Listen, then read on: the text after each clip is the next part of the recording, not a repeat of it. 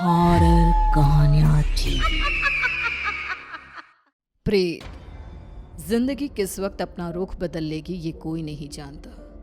कब फूलों से भरी बगिया उजड़कर खाक हो जाएगी, कब मैदान बंजर रेगिस्तान हो जाएगा और कब खुशियों से भरी जिंदगी मायूस हो जाएगी, ये कोई नहीं जानता।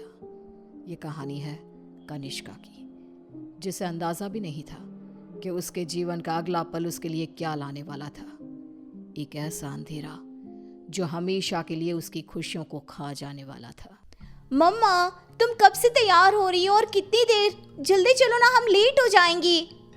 अभी आई लाडो, बस 2 मिनट, साड़ी तो पहनने दे।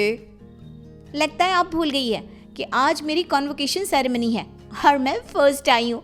आज के दिन मैं लेट नहीं हो सकती मम्मा। इसीलिए तो समय लग रहा है लाडो। जिसकी बेटी फर्स्ट आई है उसे तैयार भी तो फर्स्ट क्लास होना पड़ेगा ना। कनिष्का बचपन से ही पढ़ाई में बहुत तेज थी। हमेशा फर्स्ट आना, एक्स्ट्रा करिकुलर एक्टिविटीज में पार्टिसिपेट करना और अपने घर वालों का नाम रोशन करना, ये सब उसके लिए आम था। हड़बड़ाते हुए अपनी मम्मी और पापा के साथ कनिष्का अपने कॉन्वोकेशन में चली जाती है। I must say, Mr. and Mrs. Verma, you are very lucky जो आपके घर इतनी होनहार बच्ची पैदा हुई, वरना इस उम्र में तो अक्सर लड़के और लड़कियां भटक जाते हैं। पर कनिष्का दिन रात अपनी पढ़ाई में लगी रही और आज उसने हमारे कॉलेज का नाम पूरे स्टेट में रोशन किया है। स्टेज पर जाकर कनिष्का अपनी डिग्री लेती है। उसके लिए आज का दिन बेहद खुशी का था और वो इस पल को हमेशा के लिए कैद कर लेना चाहती थी। चारों तरफ खुशी का माहौल था। तभी कनिष्का की फ्रेंड्स उसके पास आती हैं। कनिष्का, इस बार तो हमें पार्टी चाहिए। हर बार तू बचकर निकल जाती है। अरे कौन सी मेरी जॉब लग गई है, इतनी भी बड़ी बात नहीं हुई है। अब बस लंदन यूनिवर्सिटी में मेरा एडमिशन हो जाए, तब पार्टी पक्की। तुम लोग कनिष्का की बातें तो रहने ही दो, मैं दूंगी पार्टी। आफ्टर ऑल कॉलेज की डिग्री मिल गई है मेरी बच्ची को। She is a graduate now.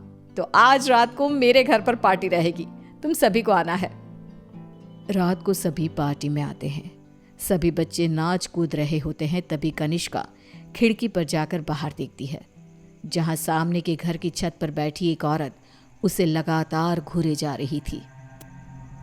ये मिस्टर शाह के घर में ये औरत कौन है? वो तो अकेले रहते हैं। तभी वहां कनिष्का की फ्रेंड आ जाती है। तू यहाँ रात को बाहर तारे देख रही है क्या? चल ना, सब कितना एंजॉय कर रहे हैं। कनिष्का नेहा के साथ चली तो जाती है, पर उसे बहुत अजीब महसूस होने लगता है, मानो कोई सदियों पुराना दुख उसकी आत्मा को याद आ गया हो। ये अचानक मुझे रोने का मन क्यों कर रहा है? और ये स्मेल कहाँ से आ रही है? मम्मी, मम्मी लगता है कोई पार्टी में नॉनवेज ले आया है। Are you gone mad, Kanishka? We all know कि तुम्हारी फैमिली वेजिटेरियन है। तो ये सड़ी हुई मछलियों का गंध कहाँ से आ रहा है? क्या मजाक है ये कहकर कनिष्का जोर जोर से चीखने लग जाती है। कनिष्का की आवाज सुनकर गौतम वहां आता है। ड्रामा मत करो कनिष्का, बस इसी कारण से ही मैं पार्टी वार्टी पसंद नहीं करता। चलो जाओ जाओ अपने कमरे में। सभी अपने अपने घर चले जाते हैं और इसके बाद कनिष्का का बिहेवियर और भी खराब होता जाता है। रात को 3 बजे अचानक उठकर कनिष्का दीवारों से बातें करने लगती है। उसकी आवाज़ सुनकर रीना भागते हुए आती है। अरे बेटा, इतनी रात को तुम यहाँ पर क्या कर रही हो? और दीवार को देखकर किससे बात कर रही हो लाडो? कोई नहीं है यहाँ। रीना कनिष्का को सीने से लगा लेती है। कनिष्का का शरीर बहुत गर्म था। रीना ये देखकर सोच में पड़ जाती है। आज तक मेरी बच्ची ने कभी ऐसा बिहेव नहीं किया, आज क्या हो गया है इसे? शाम तक तो बिल्कुल ठीक थी और अब अचानक इतना तेज बुखार, ये सब क्या हो रहा है? रीना भागकर थर्मोमीटर लाती है और कनिष्का का टेम्परेचर चेक करती है, पर उसका टेम्परेचर बिल्कुल नॉर्मल था। ऐसा कैसे हो सकता है? ये सब क्या हो रहा है? अचानक मेरी बेटी को किसकी नजर लग गई? रीना अपनी बेटी के साथ ही सो जाती है और अगली सुबह डॉक्टर को बुलाती है, पर डॉक्टर के टेस्ट के बाद भी सब कुछ नॉर्मल ही निकलता है। अब ये क्या नया लफड़ा आ गया है? एक और नया खर्चा।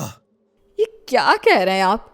जब तक कनिष्का टॉपर थी तब तक आपकी बेटी थी, और आज बेचारी बच्ची तकलीफ में है तो ये सब कहने लगे आप? रीना और गौतम में बहस हो जाती है। गुस्से में गौतम घर से बाहर निकलता है, जहां उसे पता चलता है कि मिस्टर शाह अब नहीं रहे। वो घर आकर कनिष्का के पास बैठी रीना को इस बात की खबर देते हैं, जिसे सुनते ही अब तक सोई कनिष्का अचानक मुस्कुराने लगती है और भागती हुई अपनी अलमारी खोलती है और सारे सामान को बाहर बिखेर देती है। क्या ढूंढ रही है बेटा, मुझे बता लाडो। इतने में कनिष्का के हाथ कैंची लग जाती है, जिसे लेकर वो अपने सर के सारे बाल काटने लगती है। मिल गया मम्मा, मिल गया। ये क्या किया तूने? अरे क्या हुआ है लाडो तुझे? मुझे बता। तूने कल से कुछ खाया भी नहीं। कुछ खा ले बेटा, कमजोर हो जाएगी। पेट भर गया है। कितनी उल्टियां भी की मैंने। पूरे के पूरे शाह को खाकर बैठा हूं मैं। खाकर बैठा हूँ? ये सब क्या कह रही है तू? बाथरूम में जाकर देख ले। रीना बाथरूम में जाती है, जहाँ बेसिन में नीले रंग की उल्टी थी, जिसमें मांस के टुकड़े थे, जिसे देखकर रीना को भी उल्टी आने लगती है। वो भागकर वापस कनिष्का के कमरे में आती है। सुनिए जी, हमें जल्द से जल्द कनिष्का को किसी पंडित जी के पास ले जाना होगा। ये कुछ और ही है। आज के जमाने की होकर तुम ये सब क्या कह रही हो? ऐसा कुछ नहीं होता। गौतम अपनी पत्नी की बात को इग्नोर कर देता है। इसी तरह दिन बीतने लगते हैं। भूखी रहने के कारण अब कनिष्का के शरीर की हड्डियां भी दिखने लगती है। उसकी आंखों के नीचे काले गड्ढे आ चुके थे। अब मैं किसी की नहीं सुनूंगी, बहुत हुआ। रीना अपनी जान पहचान के एक पंडित जी को अपने घर पर लेकर आती है, जो कनिष्का की हालत देखकर ही समझ जाते हैं। बच्ची की हालत बहुत खराब है, इसे मैं नहीं संभाल पाऊंगा। ये मेरे गुरुजी ही कर सकते हैं, जो कुछ ही दिन पहले साधना के लिए हिमालय जा चुके हैं।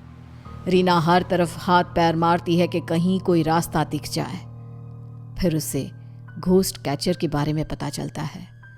डूबते को तिनकी का सहारा समझ रीना उनकी टीम को भी अपने घर पर बुला लेती है, और वो लोग कनिष्का से पूछताछ शुरू कर देते हैं। क्या आई हो तुम और कौन हो?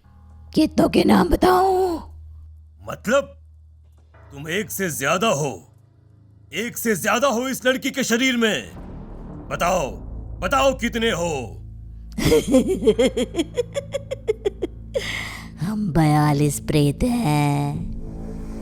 कनिष्का की बात सुन वहां मौजूद सब लोग हैरान रह जाते हैं। उसके शरीर में बसे इन प्रेतों को निकालना अब किसी के बस में नहीं रह गया था। उसी शाम कनिष्का की मृत्यु हो जाती है, जिसका सदमा रीना बर्दाश्त नहीं कर पाती और सब कुछ छोड़ अपनी बेटी के साथ हुए इस हादसे के पीछे की वजह का पता लगाने निकल पड़ती है।